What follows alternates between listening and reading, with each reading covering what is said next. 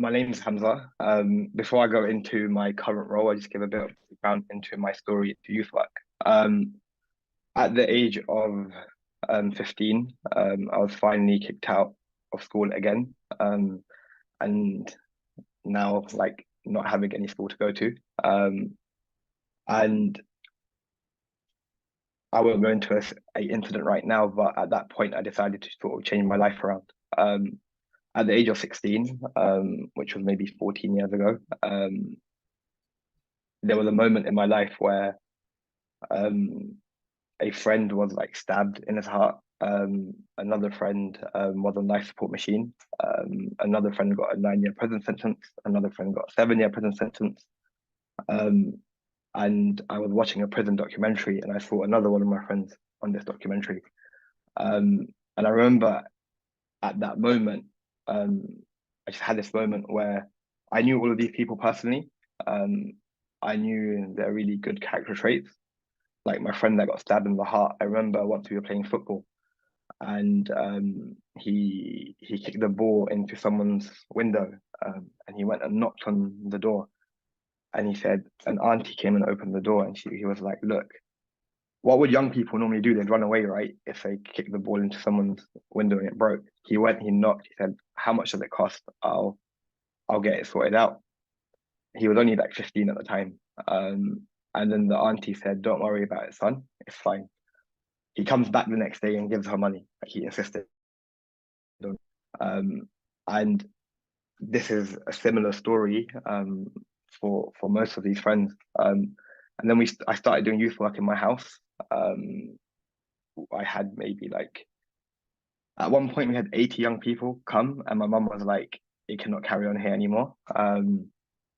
At the same time, obviously, austerity was like starting, youth clubs were closing down. And I lived 3 doors away from the local mosque. We moved the youth stuff there. And then we launched a project where we were working with mosques basically. And we've worked in 250 mosques. Up until like 3 years ago, we would do direct delivery of the youth work. Both mainly for teenage boys and teenage girls, or young men and young women.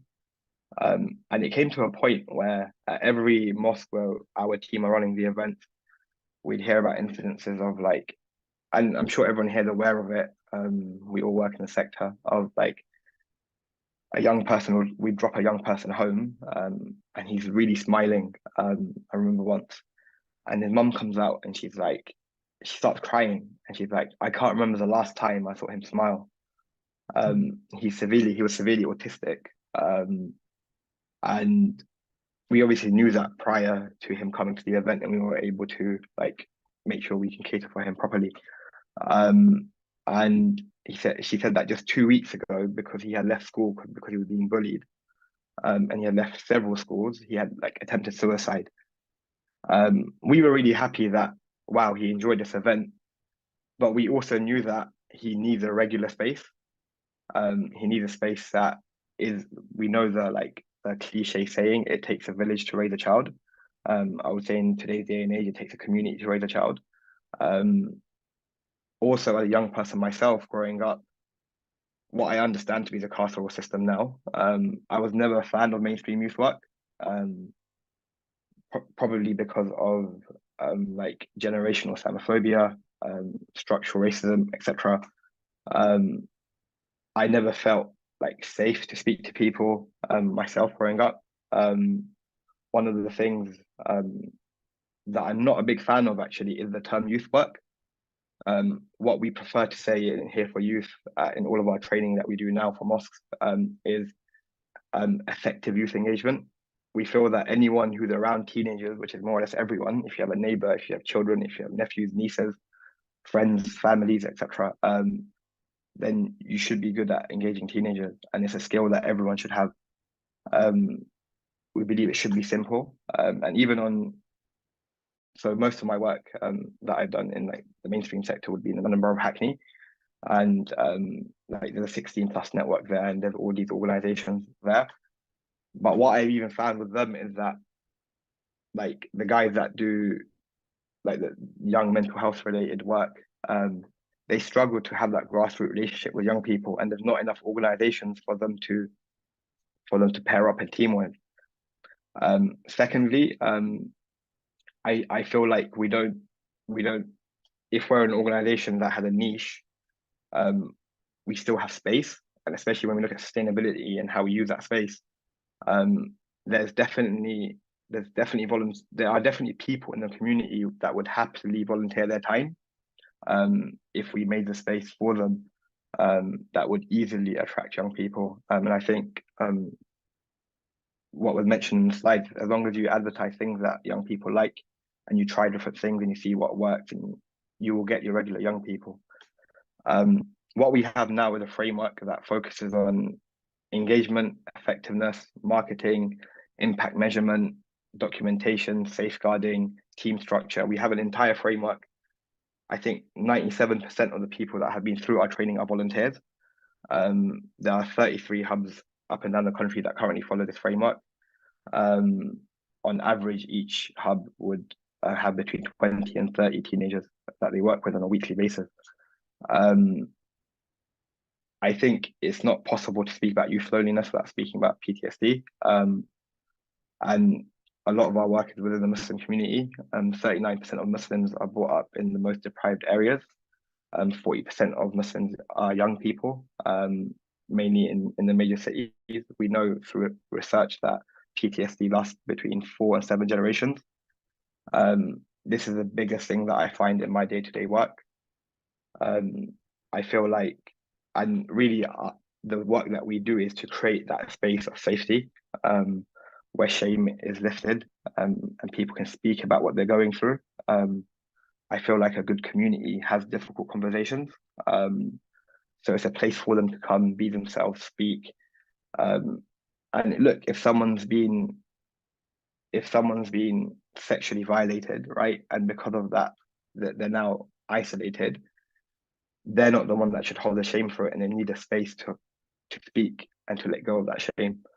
And that's really the crux of the work that we do. Two other things that I just really want to touch on before I conclude. As you can see with the current situation happening in Palestine, I think Islamophobia is really real. It's been happening pre 9/11. People have been dehumanized for a very long time. I remember when 9/11 happened, coming back home and my mum telling me that she got spat on her way home. And I remember seeing that as a young person. But when you look at mainstream rhetoric, you can see why that happens. I feel like even if you look in the academic space, like in anthropology and things like that, a lot of things that come into the mainstream, like resources and culture, historically is from the lens of a white man, right? And I think organizations can do more to listen to the Muslim voice, to work with Muslim-led organizations. One, in funding, but two, funding that doesn't come with policing as well. And these are some of the things that I think would really work. And I would urge everyone here that if you do work on a community level, reach out to your local mosque. You will definitely find supporters in your work as long as they have the capacity for it. Thank you very much.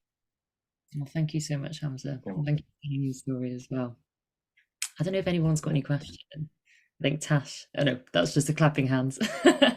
We've got one question in the chat from Kirsty. Oh, I missed that. And we've got a hand up. And also Mohammed. And also Mark as well. So why don't we go with Mohammed if you want to ask a question? And yeah, it wasn't hi everyone. Thanks for that, Hamza. It wasn't a question, it's more like a comment. So yeah, we are Beacom United and we work for ethnic communities across Greater Manchester. And I just wanted to add a point in terms of working with people of colour. I think the main issue we have with isolation is within the community, because there's a sense of community. The community doesn't see this as an issue. They will be like, this isolation shouldn't exist because we have your family, you have your friends, you have the community, you have the mosque. So I think that was just a point I just wanted to add. So I think that it's very vital that isolation is spoken about within ethnic communities more so, because it's the acknowledgement of the issue isn't there. I think 300,000 like people, young people in England and Wales. I'll put some links up just on the comment section after. Have been diagnosed with PTSD as well, and 70% of that is like not attended to, and that's only what's diagnosed. The reason why I speak about PTSD a lot as well is because whether you look at any ethnic minority, because of like Western hegemony and colonialism, a lot of people here do have generational trauma that really needs to be addressed. We're ultimately a group of traumatized people working with traumatized people, just trying to break the cycle. And I think it's really felt, you know, with a lot of the young people that we see. I think there's just one question as well from Kirsty, who's put in the chat. Hi. So, do you want to speak? Yeah, well, someone's unmuted me, so I thought I may as well. Hiya. Yeah, Hamza, I just wanted to ask, did the atmosphere change when people move from being in like a house situation to being in sort of a more formal kind of mosque situation? Because I think sometimes the building that people are in can have a difference, can't it? So I just wondered if you'd noticed, you know, a lot of change there. There's two things.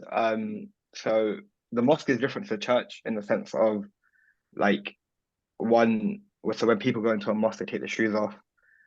It's just carpet everywhere, and you can just like sit down, you can play football, you can like do different things within the space itself. So my view is that every space should be a safe space. One of the things that we find with mosques is that people identify with faith, like I'm sure you guys spoke about in the first week. So sometimes if someone's safe space, it becomes a gang, right? Which, can it be a safe space? I don't think so. But if that becomes their safe space and their idea of it, they do sometimes need a space that's quite different, that they also respect, and they want to be there as well. And that can be quite helpful because you have a culture. If I could share my screen, there is something that I wanted to share. So on our framework, there's 4 things we mainly go through. One is just for people to be authentically themselves. When I've spoken to people that work in churches, it's like you have your church mode, and you have your youth worker mode, and you have your at-home mode, right? And I think I've seen this with a lot of youth workers, but just to be yourself, it's really important to be yourself. In some of the people I've trained, English isn't their first language. Some of them that could only speak like 20 words of English. They've ended up volunteering for the local youth hub. Within 2 to 3 months of just being themselves, the young people absolutely love them, right? The second thing is about thought-provoking discussions, but the culture we build around it, which I think is quite important to have within the space. The third thing, which I also want to really touch on, I think that's really important, is backing young people to grow. And the way we define this, and I won't go into it too much more, is your job is to actually make a space for them to get it wrong. It's not actually the biggest mistake that I find people do is about helping young people to do the right thing. No, having young people in a place of empowerment is the right thing. It's not about them doing it right or wrong. If we truly want to be youth-led, we need to give them positions. We need to have them involved in key decision making, but where resources are given. And we obviously guide them in that, because the youth are not the future. They are the present, and their children are the future, but they are the future leaders. If we can make spaces for them to get it wrong, we can have their back, we can help them develop. Then when they get older, they can do much better work than us as well. Thank you, Hamza. I think there's one more question as Fran that we got time for.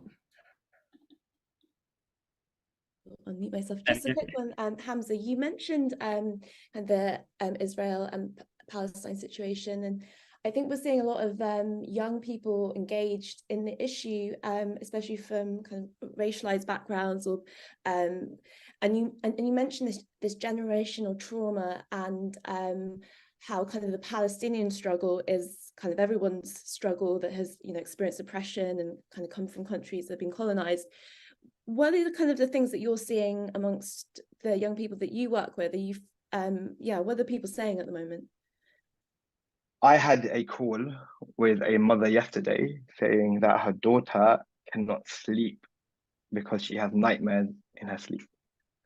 I had another call from another parent that their daughter is scared to go outside because of the young child that was murdered in America. There's two things. The first point I want to make is being like apolitical isn't an option. Like, young people need a space. Like, I remember I was at a gathering with some people from the church, and I was like, we're not getting much people at young people to our events, but when the BLM protests happened, there were like and they were in like a small village, there were 200-300 people that showed up. These spaces, one, should be a space to have current issue conversation. We should have them. One, even yesterday, I had a conversation with a young person. He said to me, what I'm about to say might be anti-Semitic, but because I'm having the conversation with him, I'm in a position to address, like, even on that, to address his thoughts and his views and challenge him on it, so he can like change his opinions and his thoughts and his views, right? So we need to have these conversations. And even if you look at like the algorithm, right, when people do videos on political issues, they get millions of views. Like, I was like comparing views to like hip hop artists and people like that compared to stuff on the Israel-Palestine conflict at the moment. And a lot more people are watching that. So young people are interested in this, one. Two, when it comes to the shared trauma and the shared struggle, the thing that I find that's really problematic is the government and mainstream narrative. People are scared in one way to attend demonstrations and stuff like that. But people need to attend demonstrations for their own healing. People need to write, people need to speak for their own healing. And one, to make a difference, but also for their own healing. So one thing that I've advised a lot of people to do is actually, if put a message out there to young people that if you want to discuss it, if you have thoughts or anything on it and you want to discuss it, you're welcome to discuss it at this space, create a time for it. Two, the demonstration of Saturday, maybe get the young people to come in 1 or 2 hours early into the youth space, and get them to write their letters, to the civilians that are being that are losing their homes, that are losing their family members, that are losing everything. They can write letters to them. Sometimes we know in healing from trauma, let's say someone was sexually abused by a father who's passed away. The way that someone might overcome that is by writing a letter to them, or recording a video and speaking to the camera, right? That's one way of overcoming it. So come in, write on a banner your message to the people that are like causing war crimes. Write your message to them, right? And then join thousands of people that are also going through that suffering and power at the same time. So I think being involved in obviously things that are within the law and things that are non-violent action is really important. I think that's the main thing that helps young people. And young people want to see a change, and it's important that they feel like they can be a part of that. And we look at things that are happening. Even on climate change, we just saw recently, whether or not you agree with Just Stop Oil and their ways, but their cause is right. And they've even been dehumanized on mainstream media. And I'm sure if we had a conversation about that within our youth groups, a lot of young people would have a lot to say. Like, people's anxiety about climate change is real. Like, people are really worried about it. Young people would have a space to say. So we need to not shy away from social action, is what I would say. And we need to be brave, and sometimes we might come under fire for it. But the more braver we are, then it helps the young people. Oh, well, honestly, Hamza, thank you so much.